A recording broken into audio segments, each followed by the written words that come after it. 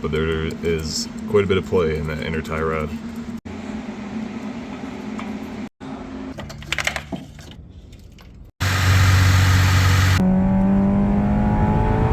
What's up, guys? This week we're going to continue working on the Del Sol and hopefully get it roadworthy.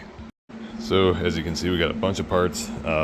Gonna do the rear brakes. The guy replaced the front brakes at one point, so rear ones are squeaking. Gonna throw those on. I think today we're just gonna start with the inner and outer tie rods because the rack might be bad. I want to get rid of all the play just to see if that is the case or not. Radiator, got new radiator hoses because you might as well throw them on while you're doing that. And got a dash cover. I'm just gonna throw the dash cover on real quick so it has time to flatten out. Just putting this on to keep the dash nice because no cracks in it. It has this little sticky thing. I'll try to get that off eventually, but just keep the dash from cracking because Montana, we get some hot heat and a lot of sun. I'm just gonna let it sit for now. I'm not gonna put the little Velcro pieces on yet. I don't like putting those on because you got the little sticky parts. I don't have it in my other car, and eventually it just lays flat. This actually lays more flat right out of the box than like the carpet version. This is a suede, so it's really nice. Got it off Rock Auto. It's the Dash Designs brand. So yeah, very nice quality, and it has the little cutouts for all the buttons up here. So the main concern is that the rack might be bad. The guy that we bought it from, his mechanic said that the rack was bad, but he didn't say the inner and outer tie rods were bad or anything else, which is weird. So the inner and outer tie rods are obviously smoked. There's a little bit of play right there, which could also be the rack. It's hard to tell when you have other worn parts, but even this, I'm gonna put a rag here because it's so gross, but even these ball joints here are obviously bad on both sides, so we're gonna replace these first, and if that gets rid of the play, at least we know that's good. There might be a little leak with the power steering rack, which isn't really a big deal. At least you won't have to replace it right away. Just keep an eye on the fluid.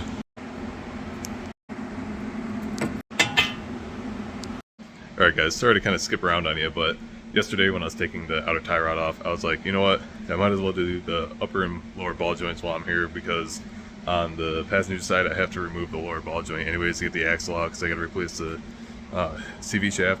So did a lot of searching and calling yesterday to find out if anyone had the parts around me, so ended up taking the 2-hour drive to get the parts, and here we are today with the new ball joints, and we'll be putting those on as well.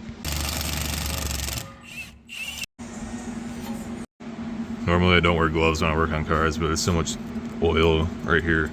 But anyways, I don't know if you can see this, but there is quite a bit of play in that inner tie rod. So hopefully that's the case. I mean, like I said before, yeah, if it's leaking a little bit. There hasn't been a puddle in the garage. It's been sitting here in the garage, in and out, and I haven't noticed any leaks. So I don't know what's going on here. This is also like the grease that's already inside the ball joint itself when you put it on, so I don't know, maybe we'll get lucky. Hopefully it's just inner tie rods, but we'll see. And it obviously needs a new boot here, but these things are like ridiculously expensive if you can even buy them still, so we're just gonna run it. And even if I'm like cranking on it, I'm not getting any movement inside the rack. It's literally just this ball, no matter how hard I push on it, so I'm hoping it's this. It'll save her some money. The absolute worst part about doing inner tie rods is getting that little ring off right there from the boot. So difficult to get to, and they're metal, so it's so hard to get off. I'm almost wondering if these are the original inner and outer tie rods. I wouldn't really be surprised, honestly, but at the same time, it's quite a bit of miles. I don't need your help, babies. Oh, sorry, I just pet you with my greasy hand. Ah! I think I'm going to be lazy since this thing's already ripped. I'm just going to shove it right over and then pull it back over when I get the new one on. It's been a while since I've used this handy tool. This car you could probably get away with using a big wrench or adjustable wrench because you have enough clearance here with the rack fully cranked, but I'm just going to use this because it's right here and convenient. But all you got to do is slip this over here. Wow, I grabbed the right size first try. That'll never happen again. But slip that over, and then it goes inside.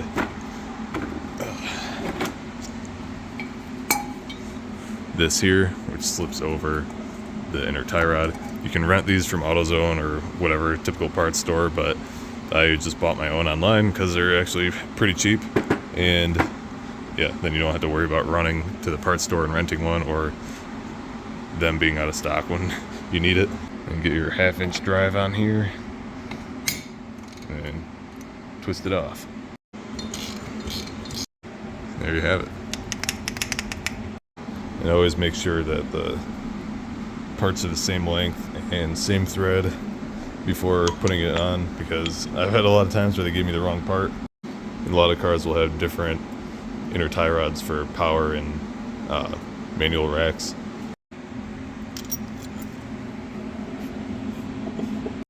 And then just a reverse process putting it back on. So massive beware situation.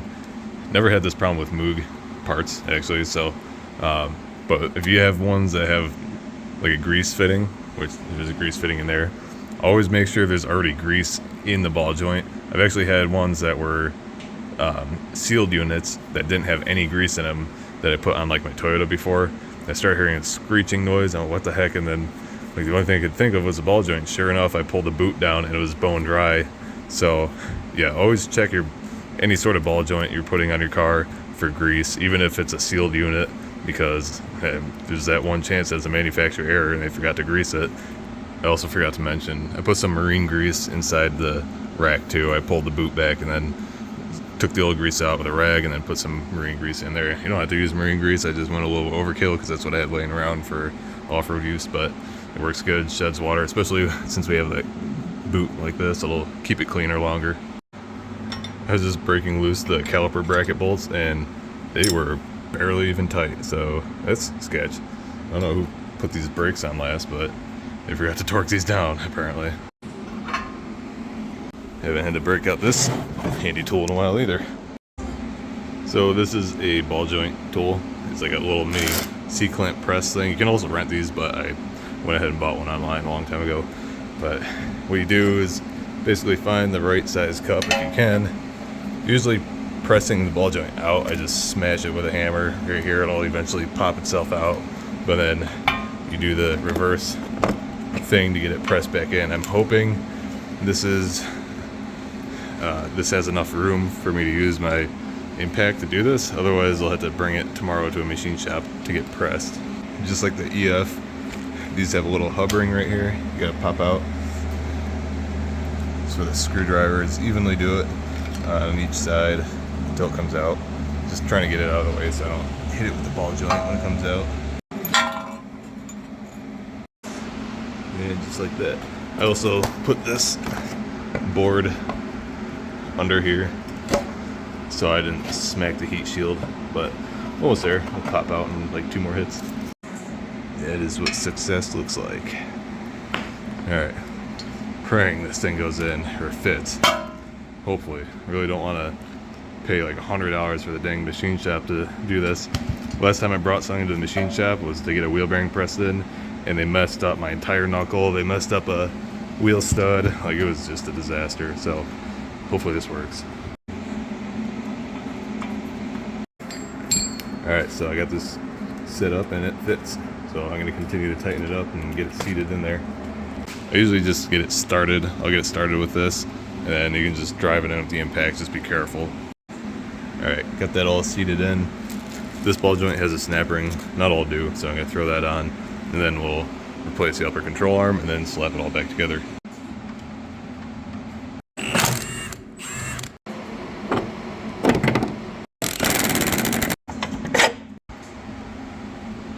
I'm not going to film too much of the reassembly because it's the exact opposite process, and I'm not trying to make this video too long, especially since we have to do a bunch of other parts still, like the radiator or whatever. I'm going to do the other side off camera besides the axle, because that's a little different, and then we'll get the radiator done. Also, if you've been watching my videos, consider subscribing. Helps out the channel a lot, and leave a like down below. Appreciate it. All back together. And this is why we're replacing this axle. And it clicks when you turn. Not even, you don't even have to turn a lot, even just turning a little bit, it starts clicking. But this thing is seized in here, unfortunately, so I'm gonna have to work at this for a little bit. Alright, finally get that out. Penetrating oil and chisel. So if you didn't know, that little hole right there is meant for a chisel to go into, or sorry, a punch. That way you don't mess up the threads when you're trying to pound those out. But that didn't have like any anti-seize on it whatsoever. You see it's dry as a bone, so that's why it rusted in there, but we're good to go. So I'm gonna pop the rest of this off and throw everything back together. Gonna try to get this axle out of the transmission quick. This control arm bolt looks like brand new. It still has the nickel plating or whatever. I really want to know the history of this car. Maybe I should try to run a Carfax, see if there's anything about it. But I'm guessing a lot of these parts are still original Honda parts. Alright guys, it's the next day. Sorry I didn't film too much yesterday. I was just trying to get the thing wrapped up and on the ground with the suspension. But today we're going to swap out the radiator, bleed the coolant system, and then go for a drive. It does feel like there's either way less play or no play in the steering now. So we'll see when we take it out for a drive. It's really hard to tell, but I mean it's significantly less at the very least. So yeah, we'll get right into this radiator. I'm not gonna film the rear brakes. I'll do that later. It's not really that interesting unless I find something weird about it. But yeah, we'll get right into this. So we got our new one here.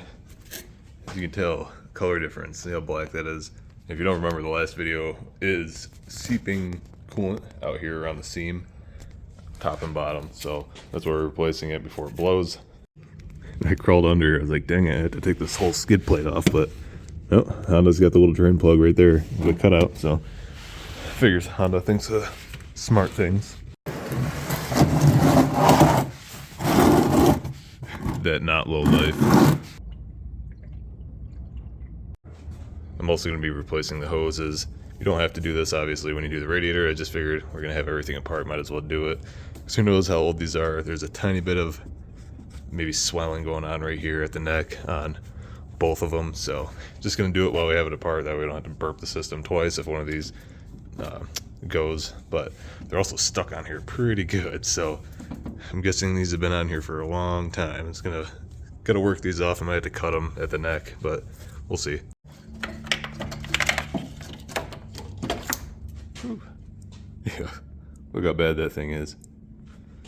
There's so many rocks in there too, jeez. We'll swap the fan over to the new radiator. For some reason, they sent me an automatic radiator, even though I bought a manual one specifically. But it still works the same. They just have a cooler there for the trans. But obviously, if you don't have automatic transmission, it's not going to be pumping fluid through that thing. So you can just hook it up like a normal radiator. It won't leak anything out of these two holes. So yeah, frustrating, but gotta get this done. So I just threw some rubber caps on these inlets for the trans cooler. Since I'm not going to be using it, I just don't want moisture getting in there and sitting and rotting the radiator from the inside out. So that's the only reason I did that.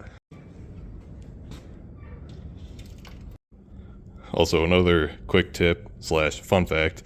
Usually I replace these with the worm style clamps, but all the ones I have are junk eBay ones, so I don't want to use those on here. So I'm going to reuse the Honda ones. But if you can tell the difference, this one has a longer ear and this one has a shorter ear. So there's actually a difference in them. The one with the longer ear is actually slightly smaller in diameter. I don't know if you can tell on camera, but it is ever so slightly smaller. The one with the larger ear, smaller diameter, goes on the radiator, and the one with the smaller ear, bigger diameter, goes on the engine head. And I'm guessing that's to do with the different expansion rates of the materials, because this is plastic, that's aluminum, but honestly not sure. I just usually keep them together. If you know the actual reason, comment below. While I'm thinking of it, I should probably check the air filter, because who knows when that was replaced last. Oh, actually looks pretty new. Well, we'll check the other side, see what it looks like. Not bad. Now we'll fill coolant up and burp the system. Gonna get some antifreeze in it and then pull it out of the garage to let it run, because I don't want to gas myself out in here. I forgot the fan switch is broken on this car, so I'm gonna unplug the fan while we burp the system. That way it gets the heat that it needs to open up the thermostat and burp.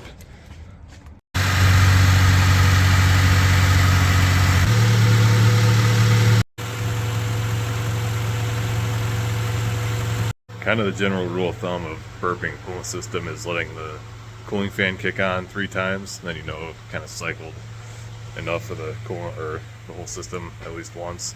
But since this fan is stuck on and I unplugged it, I'm just gonna wait till I see like 3 rounds of bubbles come up, and then we'll be good, hopefully. Well, I'm gonna call that good. I've been getting like one little bubble like that once in a great while, and that's it. All right, let's take for a little test drive, see how it feels, especially after the front end work.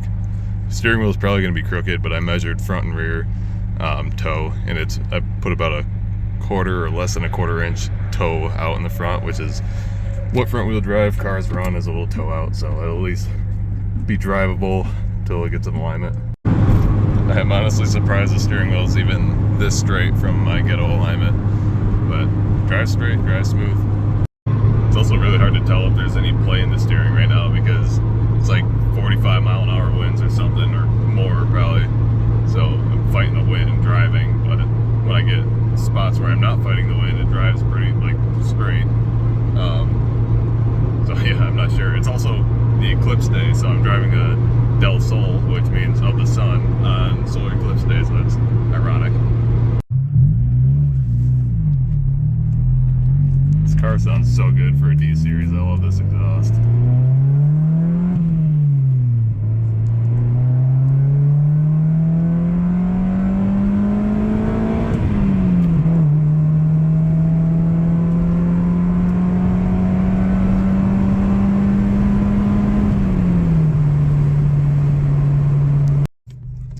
This thing drives pretty smooth. I don't feel any play right now. And if it's there, it's very, very slight, if any, because we'll see when it's not windy on a different day, I guess. But I'm gonna take it to a trip to actually where she works. So I'm gonna take it on a little road trip quick just to make sure everything's solid. I'd rather me break down than give the car back to her and have her break down later. So coolant temps staying good, and yeah, nothing wrong. It drives perfect.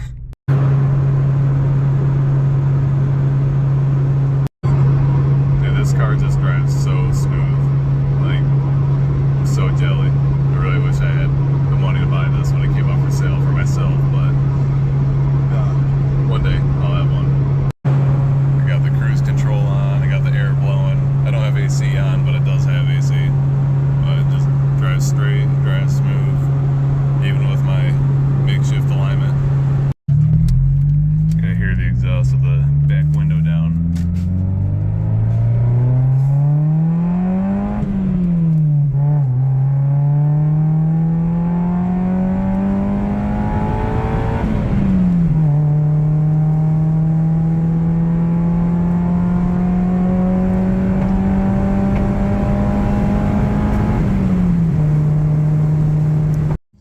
Well, I was editing last night and forgot to film an outro. So, anyways, appreciate you guys watching.